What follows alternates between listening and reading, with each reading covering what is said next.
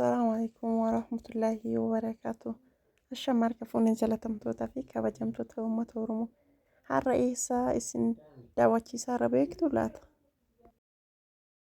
Yoo beektan tilmaama, yoo hin beekne kootaati nu wajjin akka xumuraatetti nu hordofaa. Koottaa nu hordofaa galma bareedaa. Kino kun duuba isaati osoo hin seeniin dura jalqaba irratti kun gibbii isaati. Gibbiin isaa kana fakkaata. Keessi immoo yoo ilaaltan kana caalaa isin hawwataa isin simata. Isinillee akka isinitti tolu abdii qaba. Kino kun keessa isaati. Eessa isin mul'isaa jira beektanii? Kino kun maa yoo ilaaltan maal fakkaata? Qophii garaagaraa irratti sargii cidha garaagaraa irratti fuudhaaf heerumaa asitti dhiqifachuu hin dandeettan. Gatii qallaalii ta'een haala bareedaadhaan kino akkana fakkaata. Eessaa galma 010tti duwwaa 10 jechuudha. Kino akkana bareeda. Baay'ee bareedaa fi baay'ee hawwataa akka ta'edha. Asiin kun gandaadha. Seeraan illee mul'atu. Wanti hin jirre hin jiru. Wanta guutuutu jira. Gandatu jira. Waan baay'eetu jira. Gandaa jechuun beektanii kinoo kana gandaa kana jira. Akka bishaan itti daakantu jira jechuudha. Wanti hin jirre hin jiru. Baay'ee bareeda. Manni isaa immoo kana fakkaata. Filafiitiin mana isaa jechuudha. Baay'ee bareedaa fi baay'ee hawwataa ta'edha. Iddoon kun immoo iddoo daa'imman ta'ee namni gurguddaan ispoortiitti shuwwaa jedhanii shuwwaadhaan beeku. Namni biraan maaliin beektan laata? Isa sanidha. Bakkee daa'imman itti taphattudha jechuudha. Baay'ee bareeda biqiltuun isaa akkaataan bilookii isaatti hojjetame baay'ee bareedudha. Baay'ee bareedudha. Keessumaayyuu biqiltuun isaa akkaataan itti dhaabame hedduu bareeda. Cidha garaagaraatiif baay'ee mijataadha. Qophii garaagaraa piroogiraamii garaagaraatiif illee baay'ee bareedaadha. Iddoon kun iddoo mushurraatti qabatanii deeman san jechuudha. Baay'ee bareedaadha. Hedduu namatti tolaadha. Gatiin isaallee jiddu galeessa.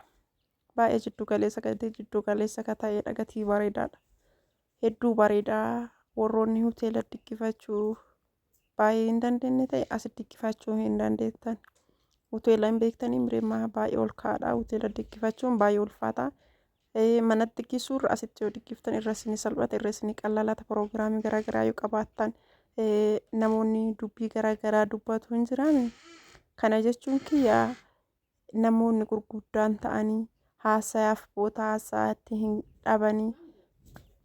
Iddoon kun baay'ee mijataadha. Deebi'ee hiriyoota teessaa wajjin yoo bashannanuu barbaaddan, yoo isin dabbaree kophaa keessan taa'uu barbaaddan, firii taatanii bakka sagaleen tokko hin jirretti asitti dabarsuu dandeettan. Hedduu bareedaa fi baay'ee bareedaadha. Iddoon kun keessumaayyuu baay'ee bareeda. Bakkee mushurraa fi mushurrittiin qofa wal qabatanii ittiin deemanidha. Baay'ee bareedaadha. Hedduu namatti tola. Haga xumuraatitti hordofaa.